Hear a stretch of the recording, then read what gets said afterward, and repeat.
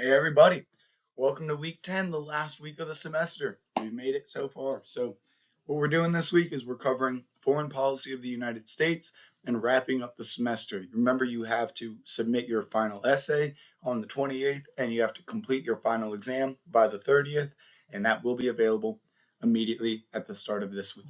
So let's begin and cover the last leg of content in this course. All right. So when we talk about foreign policy in the United States, the foundation that must be addressed is the political science concept of just war theory. Just war theory comes in two parts. The first part comes and it's summarized by the Latin term jus ad bellum. This presents a set of conditions under which a resort to war is morally legitimate. Think of a condition where if you don't go to war, the harms that would be done to your home state would be disproportional to the harms that you would do to prevent conflict. I'll go into that in just a second. And additionally, jus in bello, which identifies conditions in which soldiers and states can conduct themselves during war and conflict. So when we talk about war and our actions and involvement in war being just, we mean that the damages caused by going to war must be proportional to the possible damages of not going to war. And when we are at war, civilians cannot be killed or harmed in conflict. So this is a general concept to legitimize actions by states when it comes to international conflict. Now, when we look at two different understandings of justifying conflict, we can also see preemptive and preventive self-defense.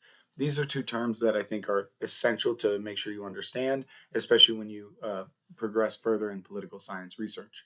So preemptive self-defense is when those acting preemptively believe that an adversary is about to attack. The assault is inevitable, and there is a preemptive strike that will eliminate the threat or at least reduce the harm of that said threat. A preventive self-defense is when a state believes that war with a potential adversary is possible at a future date, and that if it waits, it will lose important military advantages. So when oversimplifying these concepts, preventive is a little earlier than preemptive. So preemptive is an attempt that if you had we can look at history and remember the Cuban Missile Crisis. If the United States took military action against Russia or the missiles that were placed at Cuba, we could have you would summarize that action as preemptive self-defense. Another international conflict that has garnered a lot of attention over the last few decades would be our involvement in Iraq.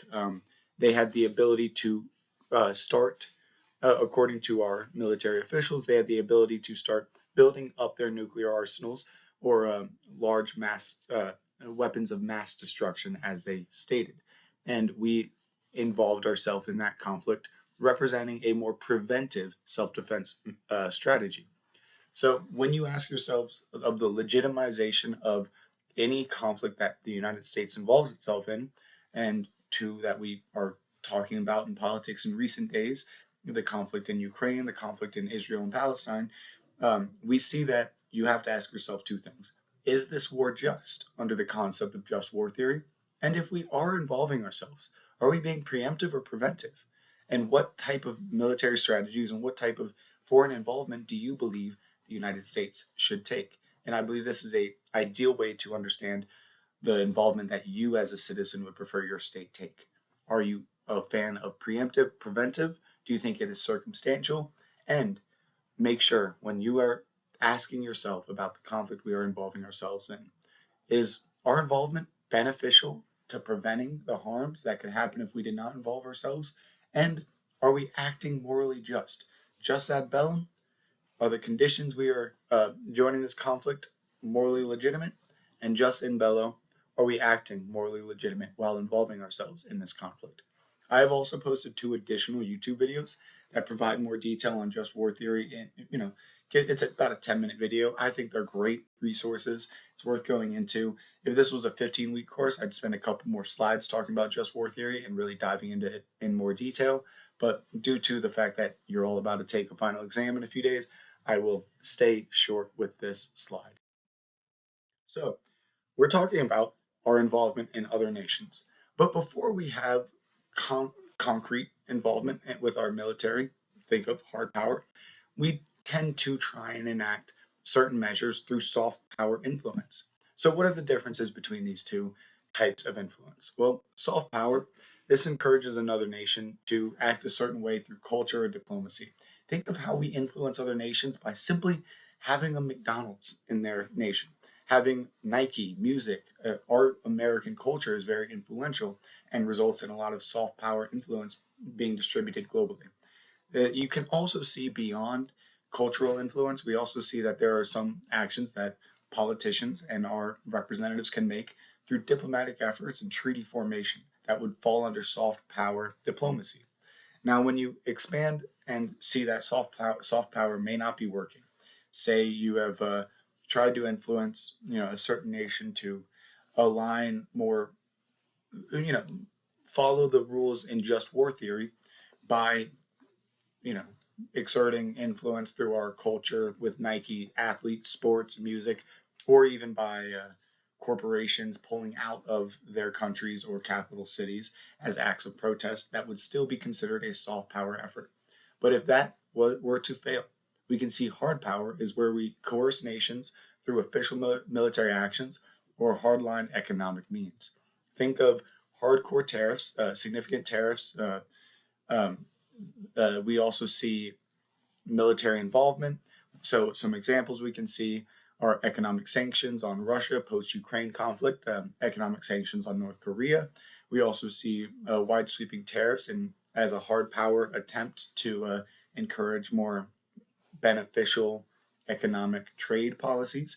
And we also see the clear-cut example of hard power, troop deployments in Afghanistan and many conflicts abroad. So it is very important to remember and understand the difference between soft and hard power, while also understanding that hard power does include some economic means, as I know that is a way that this understanding can trick some people at times. Now, we're talking about conflict, and we also know that there are multiple actors in American government. And when it comes to understanding what our government should do in these conflicts, it is a relationship between both the presidency and Congress that has ebbed and flowed throughout American history. If you look back in 1973 at the War Powers Act, we see that this act passed by Congress limits the president's use of troops in military action without congressional approval. Prior to this, the President of the United States was the head of the armed services, and there were about 3 titles the president maintains that all relate to being in charge of military involvements abroad, especially. So the War Powers Act of 1973 strengthened Congress's role during conflict. The president no longer is able to just deploy troops without hesitation, and now the president must notify Congress within 48 hours of deploying U.S. armed services into hostile situations. And we also see that in addition, there is another regulation and power granted to Congress as if that troops can only remain engaged in an action in a conflict for 60 days plus 30 days withdrawal period without explicit congressional approval. We have seen this time and time again. The president deploys troops. 60 days later, they did not obtain congressional approval, so they have a 30-day withdrawal period in which they have to pull back the troop involvement. Now, the foundation of this act was passed off of the basis of the power of the purse. The president can order certain military actions when the state is in dire need, but we have to understand that these are costly measures. It is one of the most expensive dimensions of our government, as we spend an exponential amount of money on on our military. If you combine our funding to the military, we combine to equal about the next 16 nations combined. So it is a dominating part of our federal budget. And who is in charge of distributing the budget? Congress, not the president, exclusively granted to Congress. So this is where you see their involvement in military deployment taking shape on the basis of the power of the purse. The president can order military actions, but Congress must illustrate how it must be funded.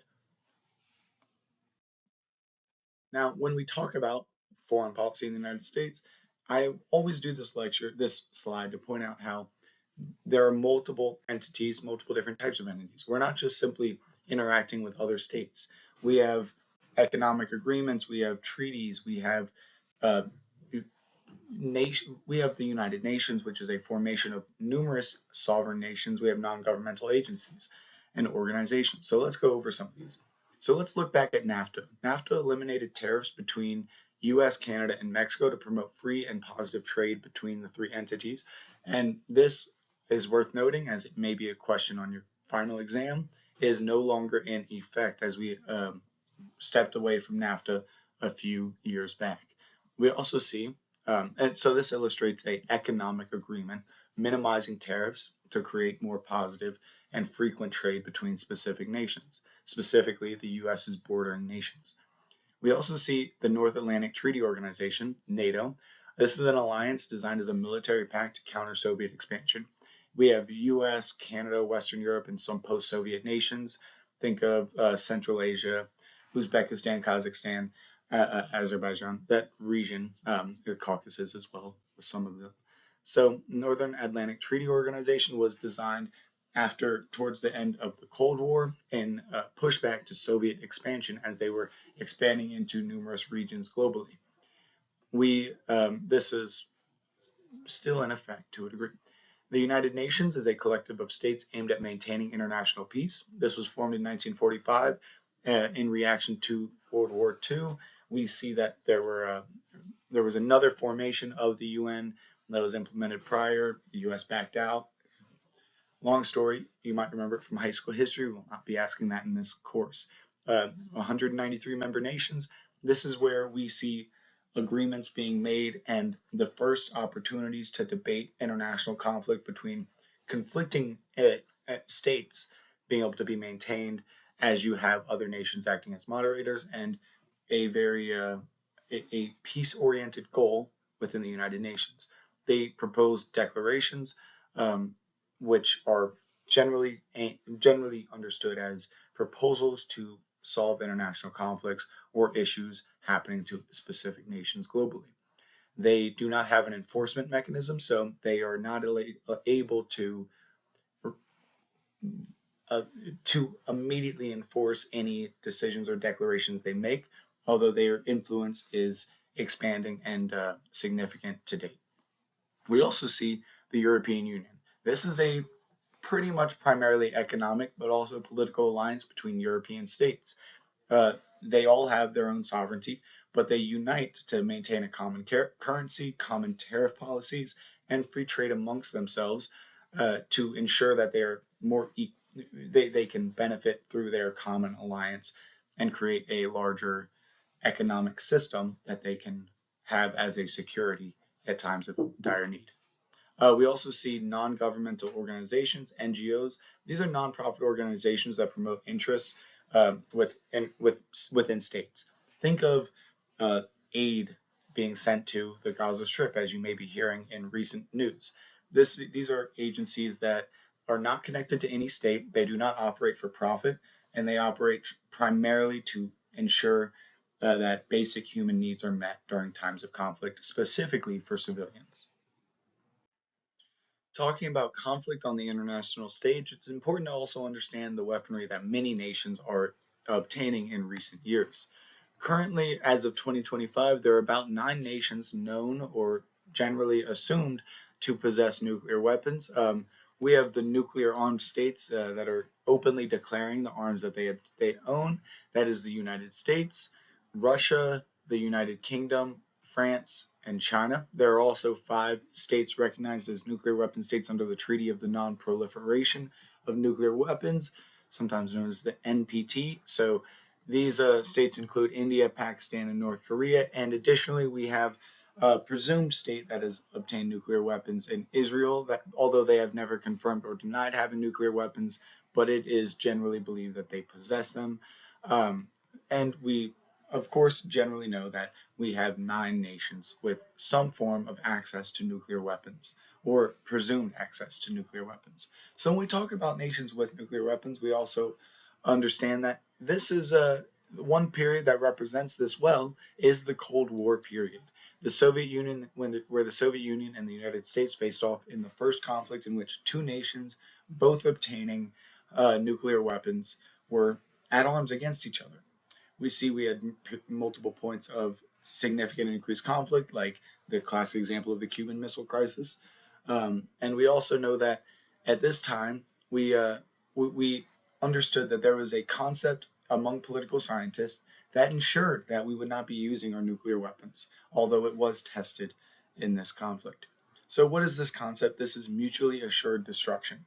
Mutually assured destruction is a political theory that states that if there are two nations at war and they both have nuclear weapons, any nuclear attack by a single power would ultimately be met by an overwhelming nuclear attack by the other power.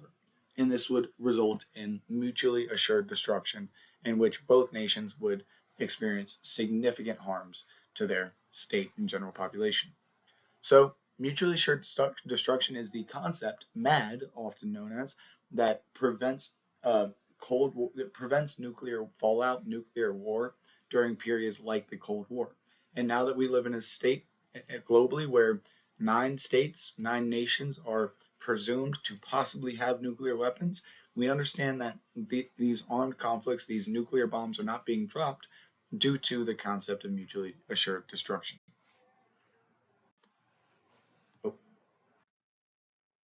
So let's talk briefly about the Cold War. This is a period of conflict that spanned pretty much from the end of World War II to 1991, when we had the dismantling of the Soviet Union. During this time period, we saw something arise called the Strategic Arms Limitation Treaty, also known sometimes as SALT. This was a treaty between U.S. and Soviet Union to stabilize their nuclear arms, really to dismantle some of the expanding nuclear arsenals that they were building, as we had a period in which we were building more and more nuclear weapons by the day, and it was more or less a race with the Soviet Union. But SALT, the Strategic Arms Limitation Treaty, resulted in the dismantling of these nuclear arms. And when we look at the Cold War, I like to go on a little rant here, one in which I do not expect you to remember, but if you're curious, you may listen, in which I take my old bachelor's degree in Central Southwest Asian Studies, which is the history and politics of the Middle East and Central Asia. We see that there's a connection, and I just want to ramble on about that past experience. And one of the most interesting stories I learned in a very oversimplified way. So we can remember the Cold War having a unique impact on contemporary counterterrorism. How is this true? Well, remember, our focus in the 1990s was to limit the expansion of the Soviet Union. Well, there was a region in which the Soviet Union, Russia, was expanding into. That was Afghanistan. The U.S. found a collective of locally oriented individuals that were fighting against the Russian troops, the Soviet Union, and they were successful to start. They were vastly outmanned, vastly outarmed, and they were generally successful. And the U.S. saw this collective and viewed them as an ideal avenue to push back against that Soviet expansion. So the U.S. aligned with this collective. We helped fund this collective, known as the Mujahideen, in Afghanistan to combat Russian influence, a practice we had maintained in numerous parts of specifically Central Asia, and a practice we saw in Vietnam and many years prior. So this is and without telling you every little detail of the connections and the individuals, we know over time that the Mujahideen and the leadership structures that they had at the time gradually evolved and developed to be what we know today as the Taliban. So we saw at the time a collective of locally oriented individuals fighting for their own sovereignty, which over time, as we helped support them and other nations globally, through a rational understanding of trying to limit our predominant threat, which was the Soviet Union at the time, we created a downstream effect as we saw the creation of the Taliban years later through the Mujahideen's leadership. And this, why do I point this out? I do not point this out to say that we created the Taliban or whatever, because that is a extreme stretch of examining this information. I point this out to say U.S. history, global history, is more interconnected than we could ever imagine. The actions that happened in 1945 impact the actions we make tomorrow. And understanding them more confidently, more clearly, helps us prevent ourselves from repeating history, at least the downsides of history, and making sure that we learn through our lessons. I always teach in political theory. Edmund Burke, the father of contemporary conservatism, echoes the sentiment that we inherit the progress of past generations when we are born into a specific nation. And it is essential when we do inherit the progress of past generations, we understand it through understanding the conflicts that they were involved in and how it is interconnected and results to what we are dealing with today.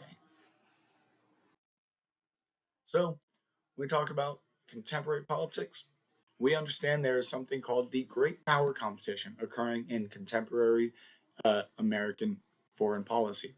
This is understood as a fight for hegemony. What is hegemony? A word you should be able to define. Hegemony is the political, economic, and military predominance of one state over all other states. Think of it as having such significant soft power influence, often created through hard power expressions. We see that there is a dominance over other nations. There's a fight for hegemony, global hegemony today between the United States, Russia, and China, in which political scientists are examining through countless angles. And if you are interested in this, I am more than happy to talk in more detail via email and help you explore this concept in greater depth, even if that is after this course ends and you're just curious about expanding your knowledge as you prepare to go on for later political science courses. The Great Power Competition has garnered multiple different angles of analysis and is being discussed by contemporary great political scientists. And we will probably see developments in understanding this and developments in the fight for hegemony over the next decade or so. So the final slide I would like to point out regarding foreign policy of the United States is one on terrorism and counterterrorism efforts that we've maintained in the United States, which is the counterterrorism period of foreign policy, which we have seen predominantly summarized through 2001 to today, but also 2020. I will update that to say 2025. So terrorism, let's define this clearly. Terrorism is the systemic attempt to incite fear to gain political ends. This term was first used during the French Revolution in the 1700s. And when we understand this, it is essential to understand that terrorism is not just against one specific nation. Terrorism can occur against numerous nations abroad from numerous other threats. Terrorism is not exclusively an attack on the United States, but instead an attack on a nation or any systemic attack to incite fear to gain a specific political end. Think of it simply as the means being extremely violent in order to obtain some form of end. Now, when we look at terrorism in the United States, we have to understand some general impacts. We see when we talk about the relationship between security and liberty, as I've mentioned numerous times throughout this semester, we see that this prioritization of security in response to terrorism threats has resulted in heightened airport security, heightened domestic surveillance, and increased military spending. As you could say, for some individuals in some settings, may have restricted minor liberties to expand the ability for our state to provide clear security for all citizens. As we understand throughout this course, whenever the state acts in response to a threat, they often will either prioritize security or liberty, but they have a responsibility to maintain both at the same time. We also remember when we looked at the threat of COVID-19, there was the security attempt of mask mandates and liberty attempt of saying no to those mask mandates. And you see that prioritization which occurred at that time period. And when we look at the counterterrorism efforts, the prioritization was a lot clearer, and we directly attempted to provide more security in limitation of liberties. As we see, you had to take your shoes off at the airport. You had to, follow various measures that change every time I go to a different airport for some reason and drives me crazy. We were limited in that sense of liberty because it is worth it to obtain that pure sense of security through our airlines. We also see through the Patriot Act after 9/11, we had heightened domestic surveillance, so a limitation of liberties when it comes to cell phone usage and incriminating yourself via your cell phone usage for the end goal of providing greater security among the general population. We also see increased military spending as a result of terrorism efforts, which also limits liberties in a sense, as you are not putting that funding into domestic related means, and instead you are providing more security through increased military spending. So Terrorism is a great example of how you can see the conflict between liberty and security in American politics. And we also understand this relationship through our engagement in Afghanistan and Iraq in recent decades. So what did we learn? We learned mutually assured destruction, acts of terrorism, defining terrorism, understanding just war theory, what is the balance between the power and the Congress and president during times of conflict, who are the primary leaders in contemporary great power competition, some of those key international collectives on the international arena, and and a difference between soft and hard power. And as always, here are the answers to those questions in which I didn't even directly ask you, but of course you know how to review these slides by now. So what is due this week? It's the end of the semester. We have to review our materials, and the best way to do that is to make sure you go over all your quiz answers and make sure you revisit those lectures for the on the slides that you got questions wrong, and you concretely understand that information. Those questions may be repeated somewhat on the final, hint, hint. So make sure you review the material on past quizzes. And we also have about a handful of lectures since our most recent quiz. So make sure you go back through all of those lectures and review the what did we learn slides. And if you can confidently answer all of those questions, you will do great on the final exam, which is due by the 30th. 7:30, July 30th. Get it done as soon as possible. It is accessible now as I am opening it up the second I finish this lecture. We also have our final essay due. This has been something we've been working on throughout the whole semester, a 4 to 5 page essay. And make sure you do not go short or go over. And when I say 4 to 5 pages, I mean 4 to 5 pages of written content, not including your bibliography or a title page if you decide to have a title page. So if you have any questions, reach out to me. I'm happy to address them. But otherwise, you got this. Let's finish up strong.